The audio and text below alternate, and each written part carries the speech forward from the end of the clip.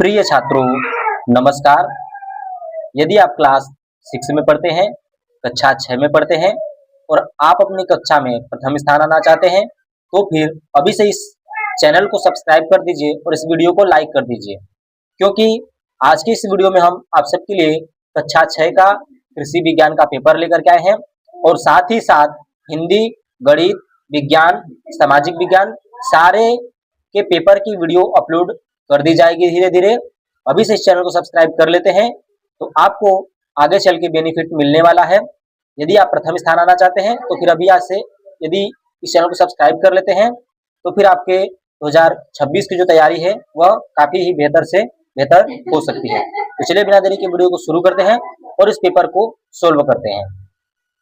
छात्रों, ये 2026 के लिए जो पेपर है काफी महत्वपूर्ण रहने वाला है। तो चलिए देखते हैं कि कौन कौन से प्रश्न है तो इस वर्ष के लिए जो कि आपके रहते हैं। तो प्रश्न नंबर पहला, मृदा का सबसे उपजाऊ स्तर कौन सा है? पहला प्रश्न है, तो इसका सही उत्तर है ए, ऊपरी परत यानी टॉप सॉइल। क्लियर हो गया। प्रश्न नंबर 2, काली मिट्टी किस फसल के लिए सबसे उपयुक्त है? तो इसका उत्तर बी है, कपास के लिए। यहाँ पे उत्तर भी दिया गया है, उसको भी आप एक रफ और कॉपी लेकर के, एक रफ और एक पेन लेकर के इसको जो है कि उतार लीजिए। प्रश्न नंबर 3, भूमि को खेती के योग्य बनाने की प्रक्रिया कहलाती है। तो ये क्या कहलाती है? तो यह आपका भू परिष्करण कहलाता है। क्लियर हो गया, इसका बी सही है। प्रश्न नंबर 4, खाद का उदाहरण। तो खाद का ऊपर उदाहरण है गोबर की सड़ी खाद। क्लियर हो गया। अब आपका आता है प्रश्न नंबर 5, नाइट्रोजन उर्वरक फसलों में मुख्यतः क्या बढ़ाता है?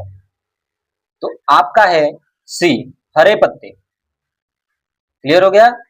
नाइट्रोजन जो उर्वरक है हमारा फसलों का मुख्यतः बढ़ाता है हरे पत्तों को। ठीक है। प्रश्न नंबर 6, भारत में सबसे प्रचलित सिंचाई पद्धति है। तो आपका सी, नहर। तो नहर से ही सिंचाई होता है भारत में। प्रश्न नंबर 7, कीट किसके उदाहरण हैं? तो आपका बी है, शत्रु। इसका उत्तर बी है, शत्रु। प्रश्न नंबर 8, बीजों को बोने से पहले किस प्रक्रिया से गुजरा जाता है? तो इसका है बी, उपचार की प्रक्रिया के बाद। प्रश्न नंबर 9, गेहूं की बुआई किस ऋतु में होती है? तो इसका उत्तर है बी, यह रबी में। क्लियर हो गया। प्रश्न नंबर 10, धान की बुआई के लिए किस प्रकार की भूमि उपयुक्त है? तो आपका बी, जल भराव वाली भूमि। प्रश्न नंबर 11, बाग लगाने के लिए किस पद्धति का प्रयोग होता है? तो उत्तर है आपका बी, चौक विधि। प्रश्न नंबर 12, आम की फसल किस मौसम में अधिक पाई जाती है? तो आपका उत्तर है ए, ग्रीष्म ऋतु में। प्रश्न नंबर 13, फलों के परिरक्षण का कौन सा तरीका है? तो आपका उत्तर है ए, सुखाना। ठीक है। चलिए प्रश्न नंबर 14 तक चलते हैं। फसल को सबसे अधिक नुकसान किस प्रकृति आपदा से होता है? तो आपका उत्तर है सी, ओलावृष्टि, यानी कि बर्फबारी से, जो बर्फ आसमान से गिरते हैं उन्हीं से, तो इसको ओलावृष्टि कहा जाता है। प्रश्न नंबर 15, मृदा अपरदन रोकने का उपाय। तो इसके लिए हमें क्या करना चाहिए? तो उसके लिए हमें वृक्षारोपण करना चाहिए। प्रश्न नंबर 16, गन्ना किस प्रकार की फसल है? तो यह नगदी फसल है। प्रश्न नंबर 17, यूरिया किस तत्व का उर्वरक है? तो यह नाइट्रोजन है। आपका बी वाला सही होगा। प्रश्न नंबर 18, मिट्टी की जांच मुख्यतः किसके लिए की जाती है? तो इसका उत्तर है सी, उर्वरकों की आवश्यकता जानने के लिए। प्रश्न नंबर 19, केला किस विधि से उगाया जाता है? तो इसका उत्तर है बी, तने से। प्रश्न नंबर 20, प्याज और लहसुन का प्रजनन किससे होता है? तो उत्तर है सी, कंद से। तो आई होप कि आपको इतने प्रश्न क्लियर हो गए होंगे। चलिए चलते हैं अगले लघुत्तरी के प्रश्न की तरफ, प्रश्न और उत्तर की तरफ। तो ये जो प्रश्न है आपके 2026 के लिए काफी ही महत्वपूर्ण है। तो मृदा कितने प्रकार के होते हैं? उत्तर मुख्यतः 3 प्रकार की, बलुई दोमट और चिकनी मिट्टी। पहले आपका बलुई दोमट और चिकनी मिट्टी मुख्यतः 3 प्रकार से होती है। प्रश्न नंबर 22, मृदा की उर्वरता बढ़ाने का मुख्य तरीका बताइए। तो आपका उत्तर है खाद और उर्वरक का प्रयोग। प्रश्न नंबर 23, हरी खाद किसे कहते हैं? तो इसका उत्तर है खेत में विशेष पौधे जैसे सन, ढैंचा उगाकर जुताई कर मिट्टी में मिलाना। तो इससे आपका हरी खाद तैयार होता है।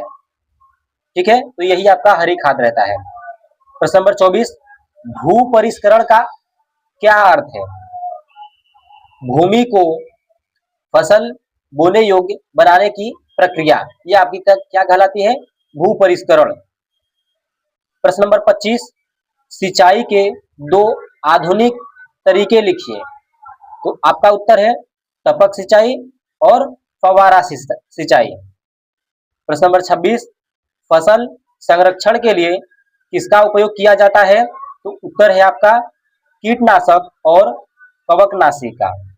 प्रश्न नंबर 27, बीजोपचार क्यों किया जाता है? तो इसका उत्तर है बीजों को रोग और कीट से बचाने के लिए। प्रश्न नंबर 28, गेहूं किस प्रकार की फसल है? तो यह रबी की फसल है। प्रश्न नंबर 29, धान किस प्रकार की फसल है? तो यह खरीफ की फसल है। प्रश्न नंबर 30, जायद फसलों के 2 उदाहरण दीजिए। तो तरबूज और खरबूज। प्रश्न नंबर 31, उद्यान बाग किसे कहते हैं? तो उत्तर है फलदार वृक्षों की वैज्ञानिक ढंग से लगाई गई कतारों को बाग कहते हैं। प्रश्न नंबर 32, भारत का राष्ट्रीय फल कौन सा है? तो यह आपका आम है। प्रश्न नंबर 33, फलों को सुरक्षित रखने की 2 विधियां लिखिए। तो यह सुखाना और शीत भंडार। प्रश्न नंबर 34, प्रकृति आपदा का उदाहरण दीजिए। तो यह आपका बाढ़ है। प्रश्न नंबर 35, मृदा अपरदन क्या है? तो मिट्टी का बह जाना या उड़ जाना, यह मृदा अपरदन कहलाता है। मिट्टी की उर्वरता बढ़ाने वाला तत्व बताइए। तो यह है नाइट्रोजन, इससे इसका उर्वरता बढ़ता है। खेत की निराई क्यों आवश्यक है? खरपतवार हटाने और पौधों को पोषण उपलब्ध कराने के लिए। प्रश्न नंबर 38, पौधों को रोग किससे लगता है? तो ये आपके कवक, जीवाणु और वायरस से। क्लियर हो गया। प्रश्न नंबर 39, कृषि विज्ञान का मुख्य उद्देश्य क्या है? अधिक उत्पादन प्राप्त कराना और किसानों की आय बढ़ाना। प्रश्न नंबर 40, गोबर खाद किस प्रकार की खाद है? तो यह आपका जैविक खाद है। प्रश्न नंबर 41, प्याज किस अंग से उगता है? तो यह कंद से।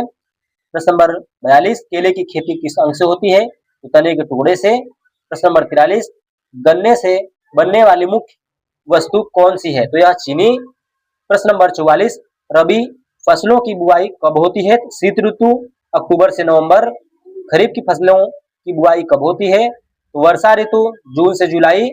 प्रश्न नंबर 46, प्रकृति आपदा से बचाव का एक उपाय बताइए। तो सबसे सरल उपाय वृक्षारोपण।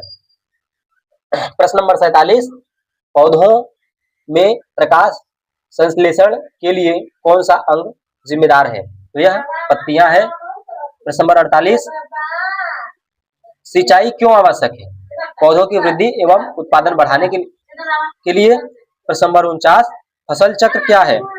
तो उत्तर है अलग अलग मौसम में अलग अलग फसलें बोने की प्रक्रिया। अब आपका लास्ट प्रश्न है 50, कृषि विज्ञान को क्यों पढ़ना चाहिए? किसानों को आधुनिक खेती सिखाने और उत्पादन बढ़ाने के लिए। तो छात्रों, ये थे आपके 2026 के लिए प्रश्न। यदि आप इन प्रश्नों को पढ़ लेते हैं तो ये आपके पूरी उम्र में काम देने वाला है।